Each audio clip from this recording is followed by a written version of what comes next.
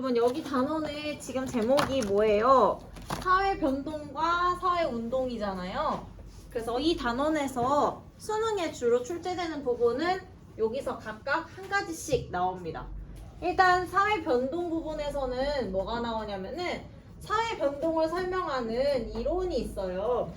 크게는 진화론과 순환론이라는 것이 있거든요. 이 둘을 비교하는 문제가 많이 나오고요. 그 다음에는 이제 기능론과 갈등론도 가끔 이렇게 소재로 해가지고 둘을 비교하는 문제가 많이 나오는데요.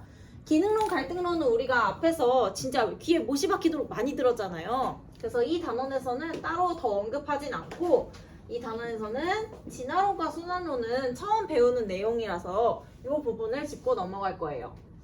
그리고 또 이제 사회운동 부분에서도 시험에 많이 나오는데요. 사실 사회운동은 한 5년 정도 전까지만 해도 그렇게 적극적으로 모평이나 수능에서 출제가 되는 부분은 아니었어요. 근데 최근에는 얘가 이제 자주 나오고 있는 주제고요. 주로 나오는 건 뭐를 가지고 나오냐면 사회운동이 되기 위한 몇 가지 조건들이 있습니다. 우리는 이따가 보면서 5가지를 밑줄을 그으면서 파악을 할 건데 그 5가지 조건을 충족하는 행위이냐 아니냐를 가지고 뭐 보통 나오는 게 이렇게 제시문을 주고요. 2가지 사례를 줘요. 그래서 뭐 하나는 사회운동이 되는 거, 하나는 안 되는 거 이렇게 주고 보기에서 이제 사회운동이냐 아니냐 뭐 그런 거를 물어보는 경우가 많이 있어요. 그래서 사회운동의 조건들을 중심으로 난다를 기억하시고 오늘 그래서 우리가 이번 단원에서 배울 거는 이렇게 크게 2가지를 새로 배울 거다라고 생각하시면 돼요. 근데 여긴 좋은 건 뭐냐면은 도표 문제가 없어. 이 단원만큼은. 그냥 이론 문제가 나오기 때문에 좀 편안한 마음으로 들어도 괜찮은 부분입니다.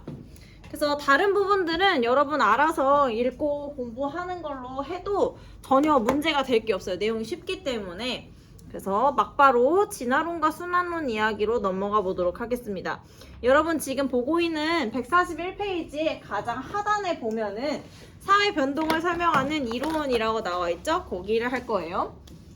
자, 사회 변동을 설명하는 이론이라고 큰 제목이 달려 있고 작은 제목으로 지금 뭐라고 달려 있냐면 사회의 변동 방향을 기준으로 사회 변동을 설명하는 이론 이렇게 달려 있죠. 그리고 지금 거기 밑에 내용으로 나와 있는 게 1번이 진화론이고 한 페이지 넘겨보면은 여러분 뒤에 이제 순환론이 나올 거예요.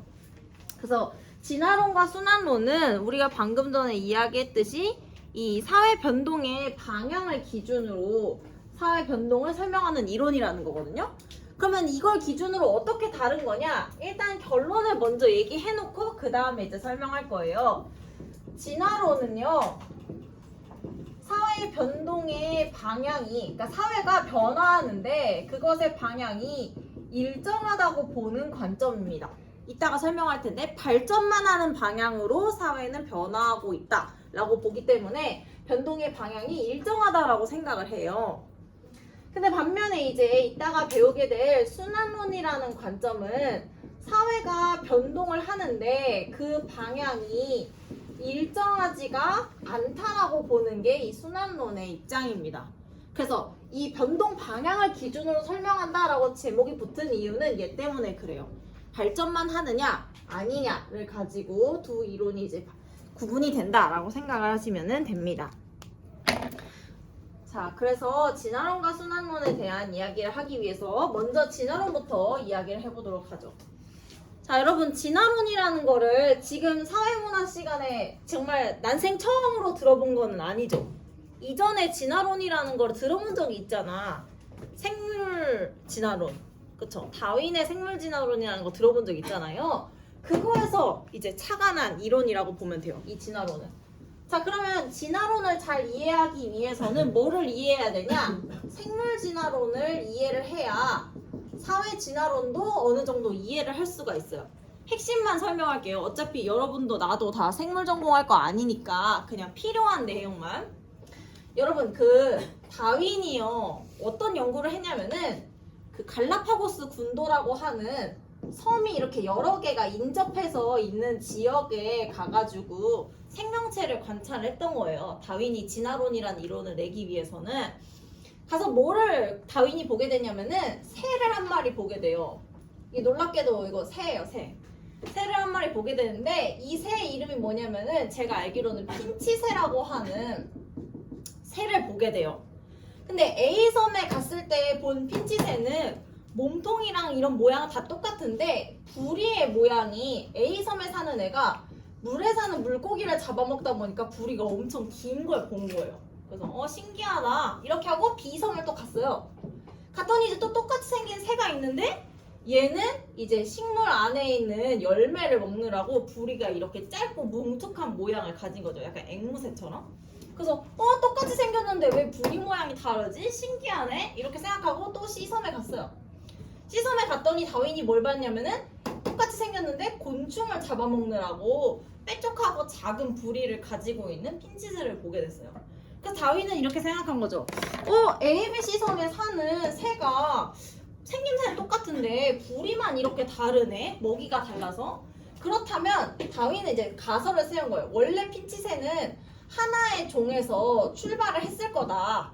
처음에 초기 형태가 있었을 건데 자기가 사는 지역이 어떠냐에 따라서 부리의 모양이 다르게 진화를 한 게 아닐까라고 생각을 한 거죠. 그래서 다윈은 돌아와서 이 진화론 종의 기원이라는 책에서 이렇게 설명해요. 생명체라는 것은 처음에는 한 가지 형태에서 출발한다는 거죠. 하나의 모델에서. 근데 시간이 지나면서 서식지가 달라지고 환경이 달라지면서 다양한 종으로 나뉘게 된다. 우리는 그걸 분화라고 하거든요. 그래서 점점 더 복잡한 형태를 띠게 되지 않을까라는 게 이 다윈이 제시한 생물 진화론의 내용이에요. 그래서 이 생물 진화론을 이제 유럽 사회에서 발표를 하고서 유럽에 있었던 사회학자들이 이거를 이제 가지고 사회를 설명하고자 한 거죠. 생명체가 단순해서 복잡으로 진화를 하니까 사회라는 것도 굉장히 단순한 형태, 즉 원시적인 사회에서 굉장히 복잡한, 즉 오늘날의 자기들이 보고 있는 유럽 사회죠. 문명 사회로 진화하는 게 아닐까라고 사회를 설명하고 싶어 했어요. 약간 이 당시에는 사회과학이 별로 발달을 안 해가지고 자연과학에서 뭐 좋은 이론 있으면은 가져다가 이렇게 설명하고 그랬거든요. 그런 것 중에 하나입니다. 얘도. 그렇게 사회의 발전 방향, 그러니까 사회가 옛날부터 지금까지 어떻게 진화해 왔냐를 설명하고자 했었던 거다. 진화론이라는 게 그렇게 이해를 하시면 됩니다. 그래서 여기서 기억해야 될 거는 이 문명사회라는 거는 누구를 가리키는 거다? 이거 누구라고 했어요?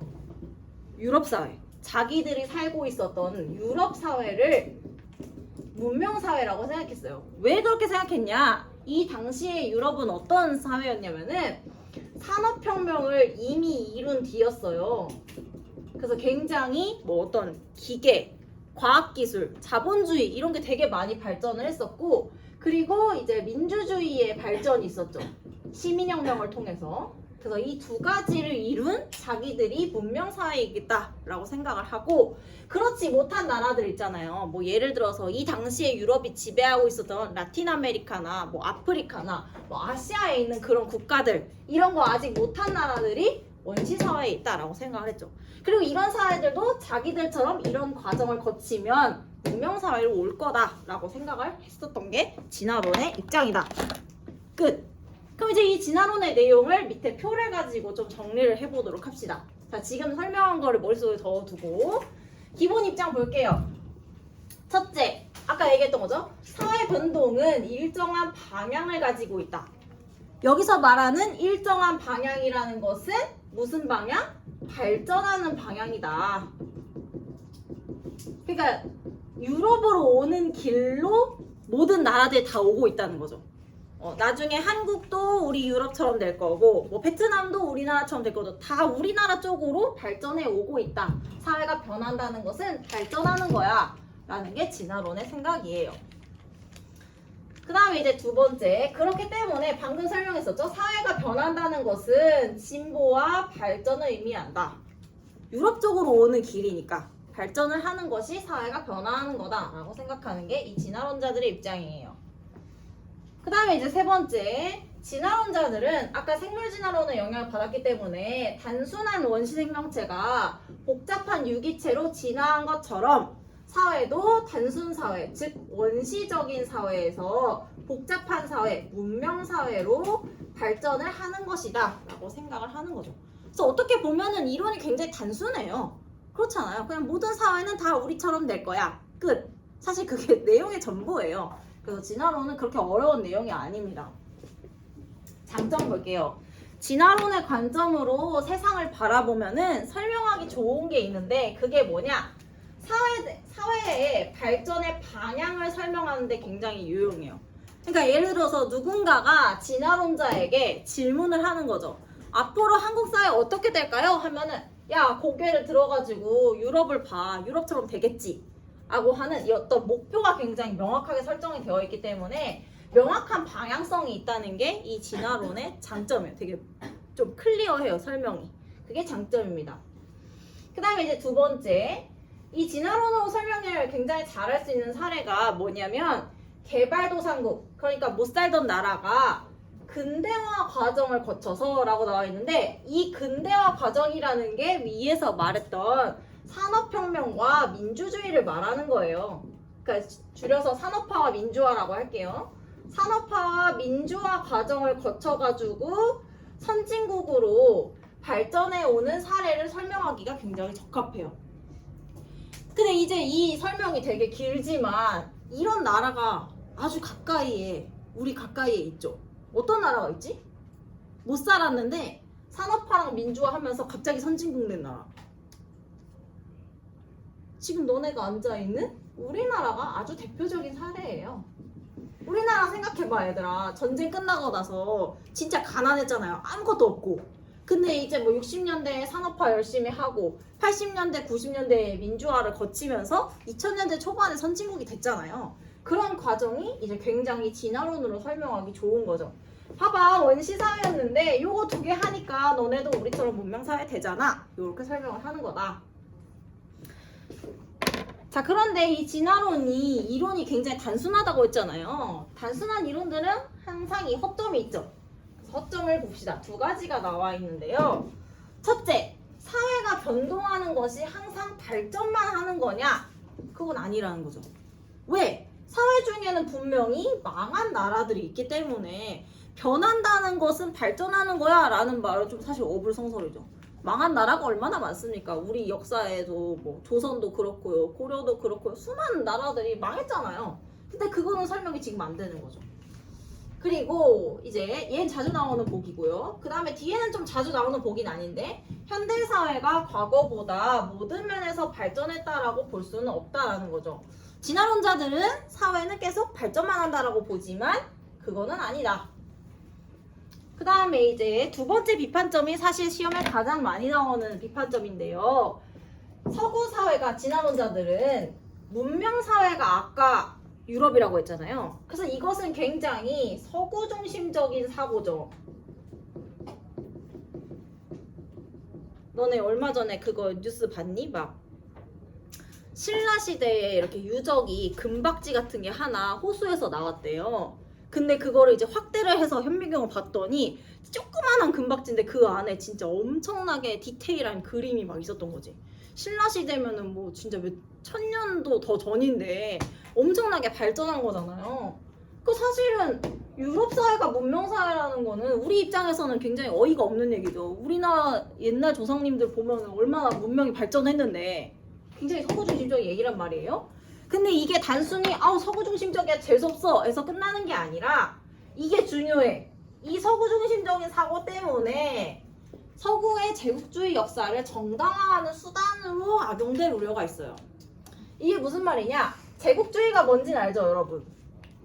우리나라의 영향력이 강하니까 그거를 남의 나라를 쳐들어가지고 그 영향력을 행사하는 거. 즉 식민지를 만드는 그런 걸 말하는 거거든요. 그래서 우리 멀리 가지 말고 우리나라 역사를 둘러봐도 제국주의 역사 정당화하는 거 있잖아요. 너네 한국사 시간에 배웠던 거. 식민지 근대화론. 이게 이제 대표적인 그 제국주의를 정당화하는 이론이거든요. 너네 한국사 때 배웠죠? 식민지 근대화론. 이게 뭐야? 일본이 우리나라 식민지 정벌 해놓고서는 야 우리 일본이 조선 정벌해줘가지고 전기도 놔주고 철도도 놔주고 얼마나 고맙니. 너네 덕분에 우리 덕분에 니네가 얼마나 빨리 근대화를 이뤘니. 고마운 줄 알아라. 그게 식민지 근대화론이잖아요. 이 진화론자들은 아까 제가 얘기했었죠. 문명사회로 가기 위해서는 산업혁명과 민주주의라고 하는 근대화 과정이 굉장히 중요한 과정이라고 생각을 하는데 자기들 딴에는 그렇게 생각하는 거죠. 유럽의 식민 지배를 받으면서 아프리카나 라틴 아메리카에 있는 국가들이 산업혁명과 민주주의를 빨리 경험할 수 있었다는 거예요. 그러니까 오늘날처럼 빠르게 발전할 수 있었던 거 아니냐. 고마운 줄 알아라. 라고 말하는 그런 수단으로 진화론을 악용할 수 있다라는 게 이 진화론이 갖는 가장 큰 비판점이라고 볼 수가 있습니다. 자, 여기까지가 진화론에 대한 설명 전부예요.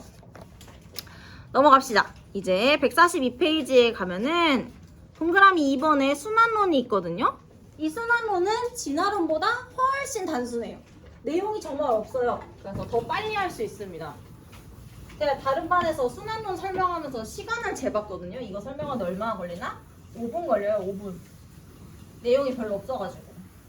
요거 하면 오늘 해야 되는 일은 거의 많이 끝이 납니다.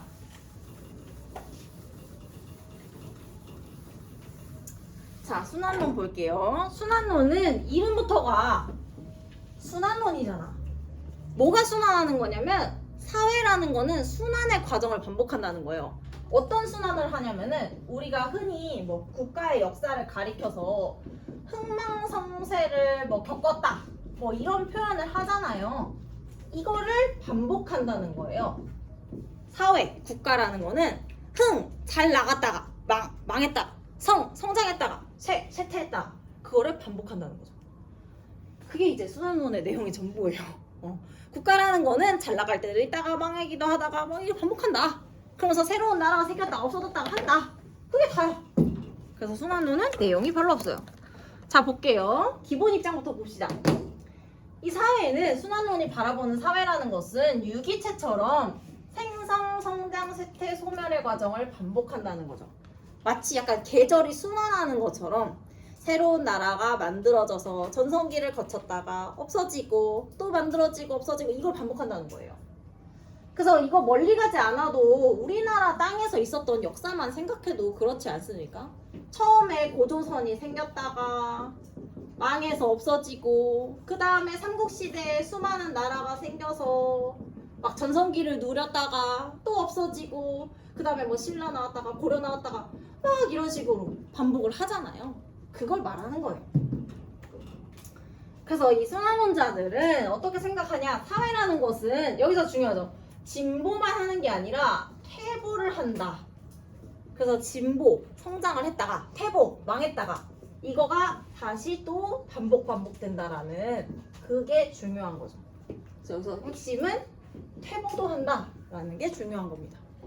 윤태야 자지 마. 안 돼, 너마저 자면 안 돼. 자, 장점 볼게요. 순환론의 장점 빨리 해야지. 윤태야 자니까. 지난 역사 속에서 반복되는 변동을 설명하고 해석하는 데 유용해요. 그러니까 이거는 말이 길지만 역사를 이해하는 데에 유용하다 정도로 이해하시면 되겠습니다. 그러니까 역사 속에서 이게 반복됐으니까 그걸 이해하는 데 유용해요. 그 다음에 두 번째 장점. 내부 갈등이나 전쟁에 의해서 여기가 중요하죠. 흥망성쇠를 거듭한 사회의 사례를 설명하기에 적합하다. 즉 줄여 말하면은 망한 사례, 망한 국가 설명하기가 가능하다는 거죠. 왜 이걸 강조하냐? 진화론에서는 망한 사례를 설명할 수가 없어요. 왜? 진화론은 사회는 발전만 한다고 보기 때문에. 근데 얘는 이제 망한 걸 설명할 수가 있다. 자, 비판점 봅시다. 순환론이 또 이론이 단순하기 때문에 얘도 비판점이 많은데요. 첫째 비판점은 뭐냐? 사회의 변동을 예측해서 대응하는 데에는 적합하지가 않다는 거죠. 화장님, 갔다 오세요. 순환론이 우리에게 말해줄 수 있는 건 뭘까? 자, 순환론자한테 가가지고 선생님, 앞으로 우리 대한민국 어떻게 될까요? 이렇게 물어보면은 순환론자는 우리한테 뭐라고 말해줄까? 언젠가는 망하고 언젠가는 다시. 그렇지. 대한민국? 그래. 언젠가는 망하고 언젠가는 거기 새로운 나라가 생길 거야. 이게 전부예요. 그러니까 앞으로 우리가 뭘 어떻게 해야 되는지에 대한 뾰족한 답은 없는 거죠. 거기에 별로 관심도 없고 사실은. 그런 게 좀. 그러니까 아까 진화론은 굉장히 방향이 명확했잖아요. 유럽처럼 되려면 우리 어떻게 해야 될까? 뭐 정책을 찾아보거나 하면 되잖아. 근데 얘는 그게 아니에요. 그래서 대응에 적합하지가 않다라는 게 단점. 두 번째, 순환론이 전제하는 순환의 과정은 매우 오랜 시간에 걸쳐서 일어나요. 우리 조선 왕조도 생각해봐. 조선 왕조도 생겨나고 망하는데 500년 걸렸어요. 그러니까 순환론이 바라보고 있는 이 과정은 몇백 년 단위이기 때문에 굉장히 시간 텀이 길어. 그래서 단기적인 사회 변동, 그러니까 앞으로 10년, 20년 뒤에 우리가 어떻게 될지 그런 건 일단 별로 관심이 없어요. 어떻게 될지도 모르고. 그런 게 이제 순환론의 한계점이라고 볼 수가 있습니다. 가까운 미래에 대한 예측이 불가능하다. 그 다음에 이제 제일 큰 단점, 그리고 가장 많이 나오는 단점이 이 마지막 건데요. 얘는 지금 뭐냐? 순환론은 사회 변동에 작용하는 인간 행위의 역동성과 자율성을 가소평가한다 라고 나와 있잖아요. 역동성과 자율성이라고 길게 써놨지만 줄여서 말하면은 인간의 노력을 말하는 거예요. 노력. 제가 사실 순환론을 설명할 때 제일 예시를 들기 좋아하는 주제가 뭐냐면 아이돌 그룹이거든요. 아이돌 그룹. 지금은 어떤 그룹이 제일 전성기인 것 같아? 너네가 봤을 때. 지금 최정상이다. 우리나라 탑급 아이돌. 뭐 있어? 여기는 아무도 아이돌 좋아하는 사람 없나 봐. 왜 이렇게 샤이하니 얘들아? 그냥 제가 마음대로 말해도 돼요? 예를 들어 뭐 방탄소년단이, 저 사실 잘 몰라요. 관심 별로 없어요. 저는 성시경 좋아하니까. 제가 뭘 하겠어요. 어차피 방탄이라고 칩시다. 방탄이 지금 최정상에 있잖아요. 근데 제가 여러분만 할 때, 정말 딱 여러분만 할 때 우리나라에서 진짜 제일 잘 나가는 아이돌은 빅뱅이었어요. 저는 빅뱅을 좋아했었어요.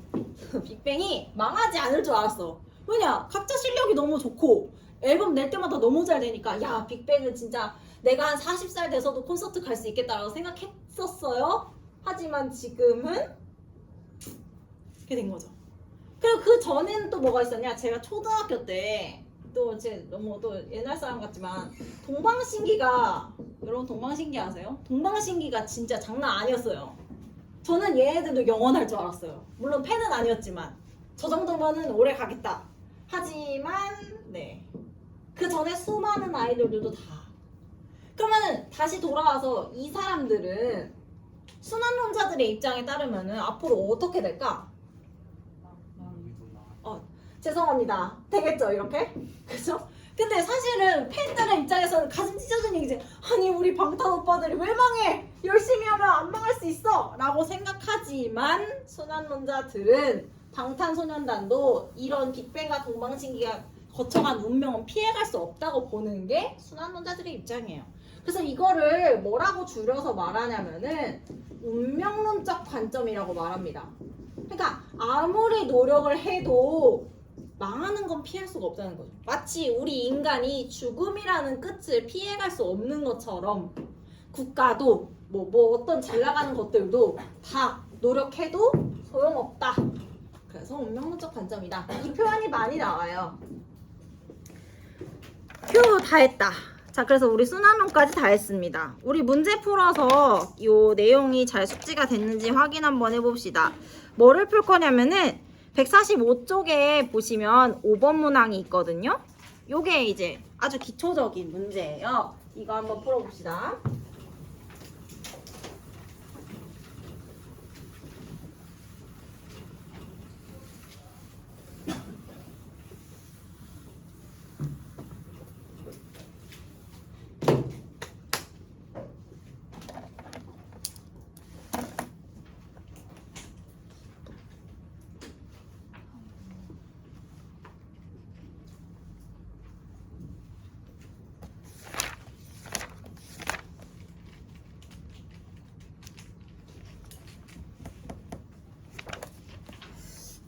한 3분 시간 줄게요. 풀어보세요.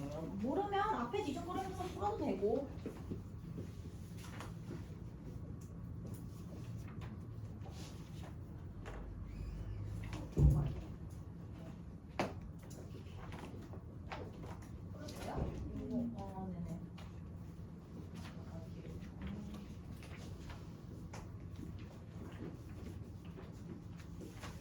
아마 이거 풀다 보면 보기에 모르는 단어가 하나 있을 건데 그거 몰라도 그 문제 푸는 데는 큰 지장 없거든요. 이따 설명해 줄 거예요. 단어도.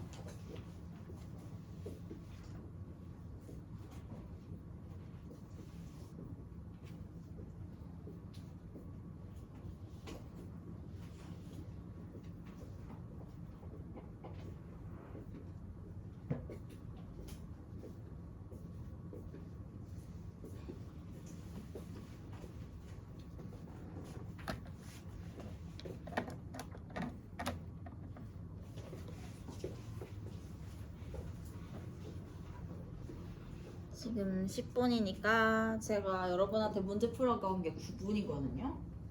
12분쯤에 같이 문제 풀어보면 될 것 같습니다.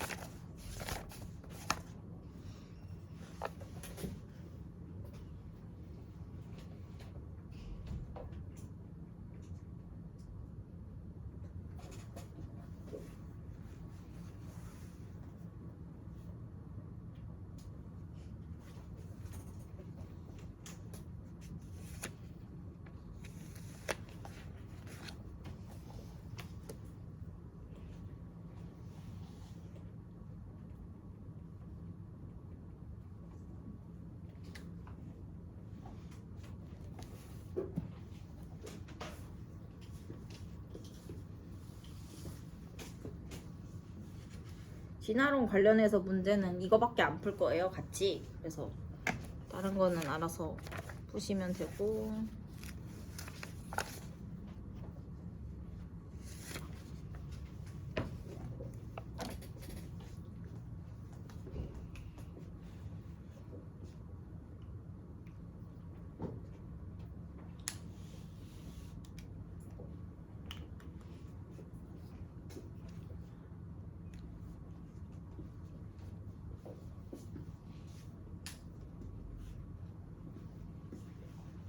자, 12분이 됐습니다.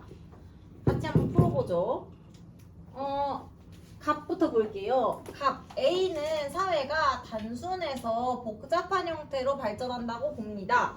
A는 뭐예요? 그렇죠. 진화론이죠. 단순해서 복잡 생물진화론에서 영향을 받은 거죠. B 볼게요.